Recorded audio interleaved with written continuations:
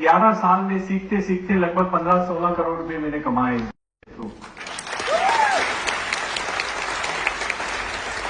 मुझे पता है कि हम डायरेक्ट सेलिंग इंडस्ट्री की जहां तक बात है तो एक कंपनी सही आती है, 99 गलत आती है।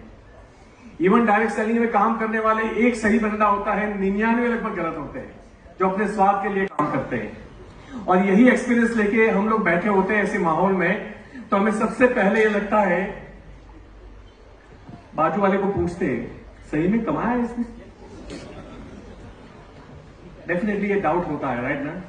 तो कोई बात नहीं, मेरा जब सेकंड सेशन आएगा मैं अपनी पीपीटी में इनकम टैक्स डिपार्टमेंट के स्क्रीनशॉट लेके आया हूं। पिछले 8 साल में लगातार 1.5 से 2 करोड़ मेरी इनकम रही है। इवन ये 24-25 गया जो सबसे हमारा वर्स्ट ईयर था, बिकॉज ऑफ लोगों को मिडनाइट सक्सेस चाहिए, है कि नहीं। किसी के अंदर पेशेंस नहीं है। मतलब बच्चे को पढ़ा लेंगे 12 साल 12वीं कक्षा में, 3 साल ग्रेजुएशन करा देंगे, डिग्री करा लेंगे 7-8 साल, लेकिन मोदी के अंदर तुरंत पैसा चाहिए। हमारा बच्चा कब पैसे कमाता है, कितनी पढ़ाई होती है। तो यहां लोगों को ओवरनाइट सक्सेस चाहिए, इसलिए क्रिप्टो, शॉर्टकट, इन्वेस्टमेंट प्लान, एक का डबल करना, बैठे बैठे पैसा आएगा, सर्वर डालेंगे, यहां इन्वेस्ट करेंगे, बकरियां पालेंगे, बकरियों के बच्चे होंगे, उसके बच्चे होंगे, उससे आपको पैसा आएगा। और हमें इतना आसान लगता है कि कम से कम लोगों को मिलना तो नहीं पड़ेगा, और इसीलिए मैक्सिमम ऐसी कंपनियों में पैसे इन्वेस्ट किए जाते हैं और फिर वही लोग इसी हॉल में आके हमें डाउटफुल नजर से देखते हैं। मुझे 1.5-2 करोड़ इसलिए नहीं मिलते कि मैं एक डेजिग्नेशन पे हूं। मुझे 1.5-2 करोड़ इसलिए मिलते हैं कि हम कंपनी को 100 करोड़ का टर्नओवर देते हैं हर साल, और 100 करोड़ की माल की बिक्री होती है ना, तो 1.5-2 करोड़ तो बहुत कम अमाउंट है ना। और ये 1.5-2 करोड़ इसलिए मुझे आपको कम दिखता है क्योंकि इसमें पूरी इंटायर टीम को पैसे बांटे जाते हैं, राइट। 30-40% जो भी बांटते होंगे, और दैट्स वाई वो एक अमाउंट आपको मेरी छोटी लगती है, लेकिन ये टीम वर्क है, क्योंकि मेरे एफर्ट्स भी छोटे ही है, एफर्ट्स बड़े नहीं है। ये टीम वर्क की ताकत है, डायरेक्ट सेलिंग की ताकत है, ये मोदी के नेटवर्क मार्केटिंग की ताकत है कि इतना सारा टर्नओवर मैं घर पे बैठे भी कर सकता हूं। नहीं तो एक बड़ा शोरूम भी खरीद लूं ना सबसे पॉश एरिया में, वैशाली नगर ना, अगर मैंने शोरूम भी खरीद लिया वहां पे 10-20 करोड़ का, तब भी मैं 100 करोड़ का सेल नहीं कर सकता एक साल में। अब बात को समझिए। लेकिन ये बिजनेस का पावर है, और जिसको ये समझ में आ जाता है उसकी रात की नींद खराब हो जाती है।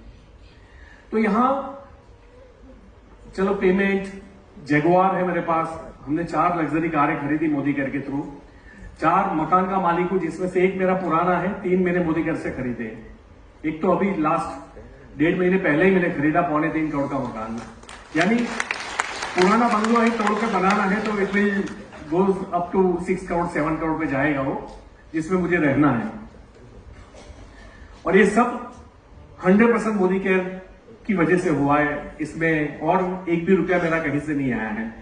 मेरे पास एक ही बिजनेस है। कई लोग अभी भी इस बिजनेस को इतना सीरियसली नहीं लेते।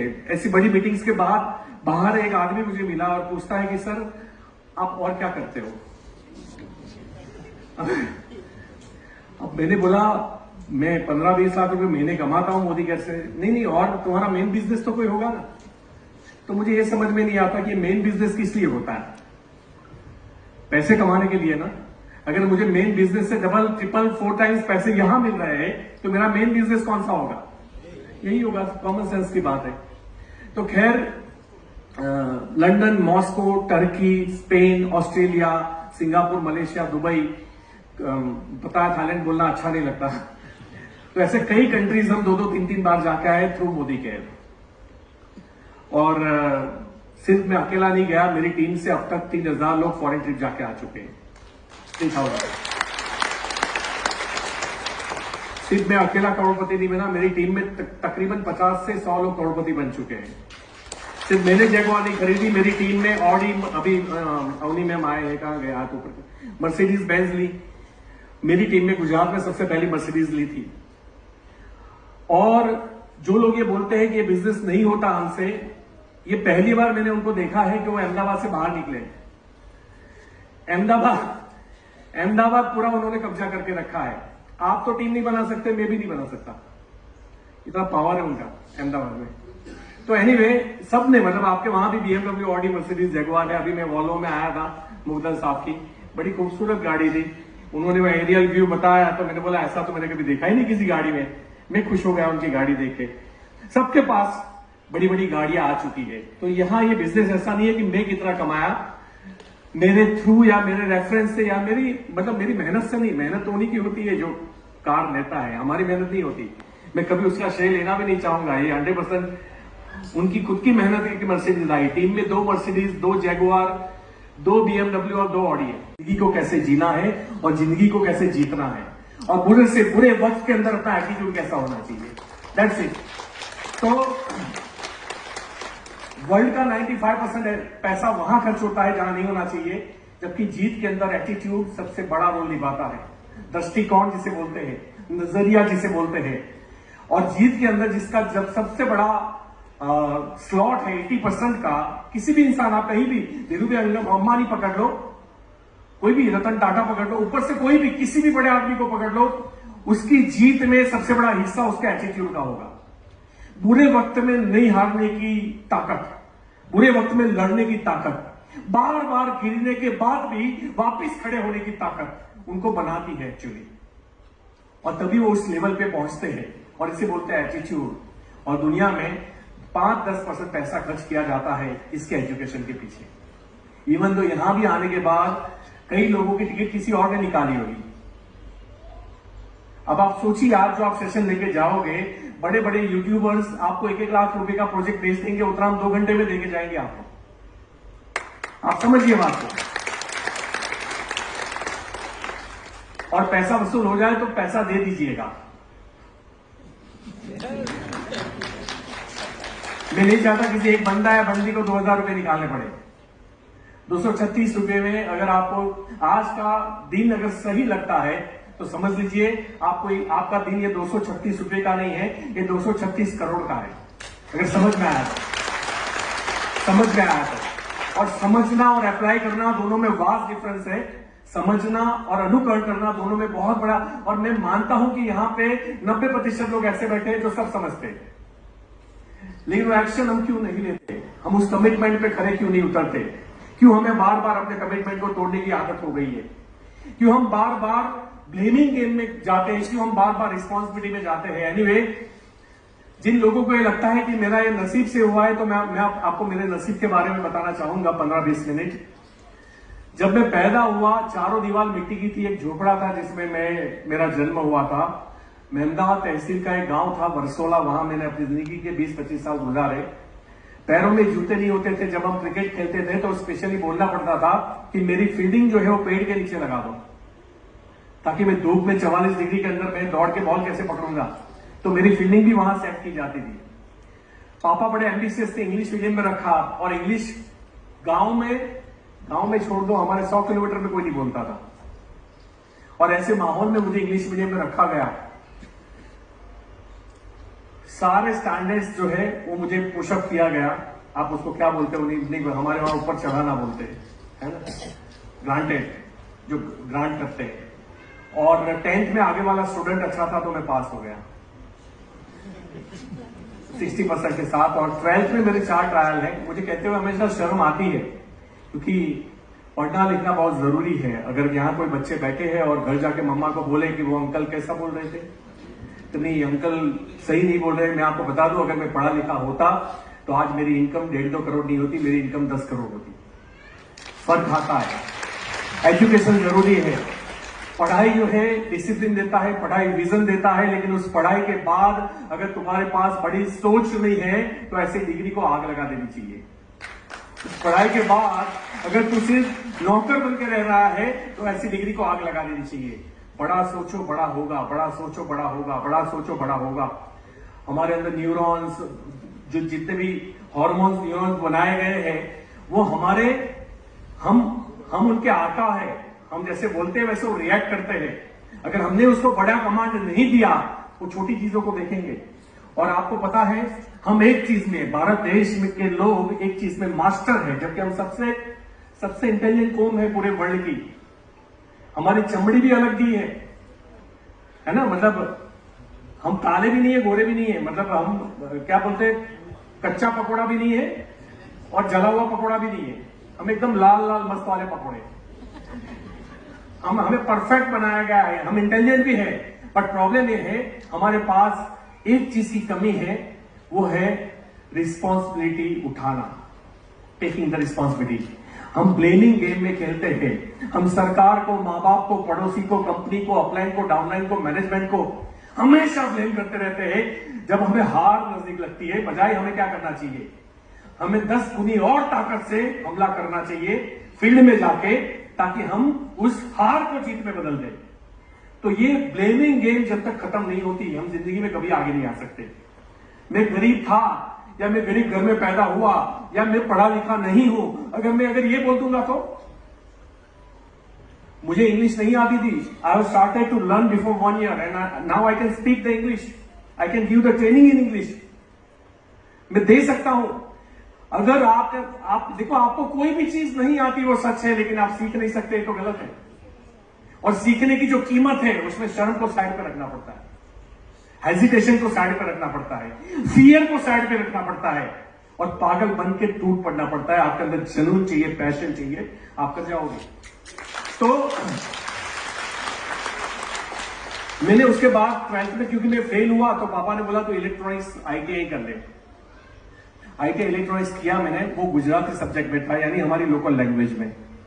मैं गुजरात में सेकंड आया था, ITI में तो फर्स्ट था, क्योंकि पहली बार तो मुझे भाषा समझ में आ रही थी, और एकदम क्या बोलते हैं, मैं कच्चा पीस था, मेरा दिमाग अभी यूज ही नहीं हुआ था, पूरा यूज कर दिया और मैं मास्टर हो गया उसके अंदर। एक एग्जामिनेशन करके ITI का टीचर बन सकता था मैं, गवर्नमेंट जॉब, क्योंकि मैं गुजरात में जो टॉप 3 आते हैं उनको ये मौका होता है कि आप एग्जाम देके आप ITI के इंस्ट्रक्टर बन जाइए। मैं जब भी कोई पोजीशन पे जाना चाहता हूं तो उससे पहले देख लेता हूं कि क्या जो उस पोजीशन पे ऑलरेडी है मैं वैसा बनना चाहता हूं। तो मेरी 2 टीचर थी, दोनों, मैं भी 2 बस बदल के आता था, वर्सोला से नडिया, नडिया से पलाना, वो भी 2 बसेस बदलती थी। मैं भी ठंडा टिफिन खाता था, वो भी ठंडा टिफिन खाते थे। मैं भी जग में पानी भर के आता था, आधा वो पीते थे, आधा मैं पीता था।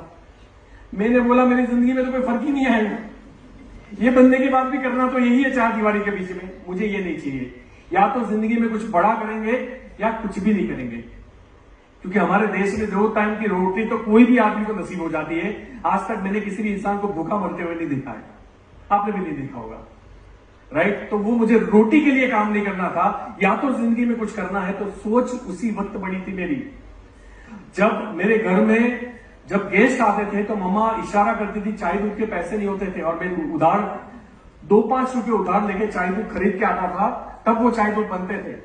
महीने में 15 दिन ऐसा खाना बनता था कि सिर्फ रोटी बनती थी, सब्जी नहीं बनती थी मेरे घर में। छाछ गांव में आपको पता होगा बटर मिल्क फ्री में मिलती है, उसमें हम डुबो के रोटी खाया करते थे। फीस के लिए पैसे नहीं होते थे, कभी बेंच पे खड़े कर दो, कभी क्लास के बाहर निकाल दो, ये लाइफ थी हमारी। मैं आपको इसलिए बताना चाहता हूं, आप कहां हो ये मैटर करता ही नहीं है कभी भी। आपके आज के सर्कमस्टेंसेस, आज की सिचुएशन मैटर नहीं करती, मैटर वो करता है तू जाना कहां चाहता है, तू करना क्या चाहता है, तू बनना क्या चाहता है। और अगर ये अभी तक क्लियर नहीं है ना, तो कोई ये जिंदा लाश है। जिंदा रहना और जिंदगी होना दोनों में फर्क है।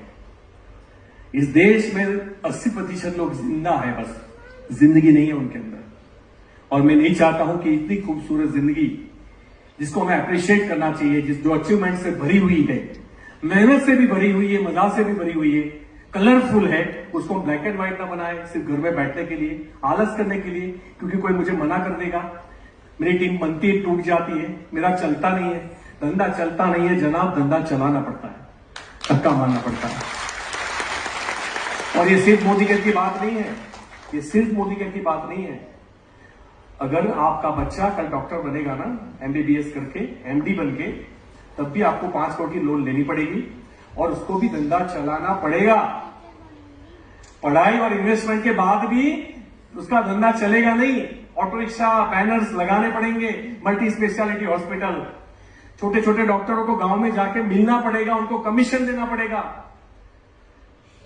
गेट टुगेदर करना पड़ेगा, बताना पड़ेगा। अब बात को समझिए, दुनिया में कोई धंधा चलता नहीं है, हर धंधे को चलाना पड़ता है। तो मोदी केयर में हम क्यों इंतजार कर रहे हैं कि कोई चमत्कार हो जाए, कोई एक अच्छा आदमी मिल जाए, मेरा चल जाए? क्यों एक अच्छा आदमी? ठान लो ना कि मुझे 1 लाख लोगों की जिंदगी बनानी है। तुम खुद अच्छे आदमी बन जाओ, तुम्हें अच्छा आदमी की जरूरत नहीं है। अच्छे लीडर मत ढूंढो, अच्छे लीडर बनो। तो मैंने वहां से अपनी जर्नी को स्टार्ट किया, मैंने आईटीआई किया, फिर मुझे जॉब मिली है। जॉब पता नहीं मेरे मूड में तो नहीं आ रहा था कि जॉब करूं, लेकिन बिजनेस के लिए भी तो पैसा चाहिए, वो भी तो नहीं था। और क्या बिजनेस करूं, कोई एक्सपीरियंस नहीं था, खानदानी कोई एक्सपीरियंस नहीं था। कहीं से मुझे नौकरी मिल गई और अच्छी जॉब थी। मैं एक कंपनी में इंजीनियर था दिल्ली की, बायोनिक्स इंजीनियरिंग करके, जिसमें मुझे पीसी और एसिड पीसी मशीन रिपेयर करने थे। मैं मास्टर था, मैं माना जाना था, और उसमें भी लोगों की मदद होती थी, लोगों के बिजनेस चलते थे। अगर मशीन खराब है तो बिजनेस बंद। मैं रात को 1-1, 2-2 बजे हाईवे पे जाके मशीन रिपेयर करता था, इसलिए नहीं कि मुझे एक्स्ट्रा पैसा मिलता था, बस कोई एक्स्ट्रा इंसेंटिव नहीं था, सिर्फ एम्पथाइज था मैं। मुझे ऐसी फीलिंग्स थी कि अगर मैं नहीं गया तो उसका पूरी रात और कल तक बिजनेस बंद रहेगा। और उस जमाने में उनका हाईवे पे कलेक्शन 1-1, 2-2 हजार का रहता था। हमेशा जब आप औरों का सोच के काम करते हो तो आपको मरते दम तक अपने बारे में सोचने की जरूरत नहीं पड़ती। दुख की बात यह है यहां हर इंसान अपने बारे में पहले सोचता है, जबकि उल्टा है। और ये करके देखिएगा, आपको पता चलेगा। मैंने कहीं से मुझे 75,000 रुपए उधार मिले और मैंने बिजनेस स्टार्ट किया उसी पीसी मशीन का। मैं इंडिया का टॉप का सेलर था, मेरा 7-8 करोड़ का एनुअल टर्नओवर था। उस झोपड़े से मैंने पहले किराए पे ऑफिस रखी थी, मैंने एक ऑफिस नडियाद में खरीदी, 3 दुकानें मैंने बड़ौदा में खरीदी, घर खरीदा, कार खरीदी। ये जितना बोल रहा हूं इतना आसान नहीं था पहली बार। इसमें भी ग्राफ ऐसा था, मतलब कर्जा होना, फिर निकलना, फिर कर्जा होना। तो ऐसा नहीं है कि कोई भी जब आपको कहानी बताई जाए तो आप सिर्फ सक्सेस की तरफ, एक बड़ी सक्सेस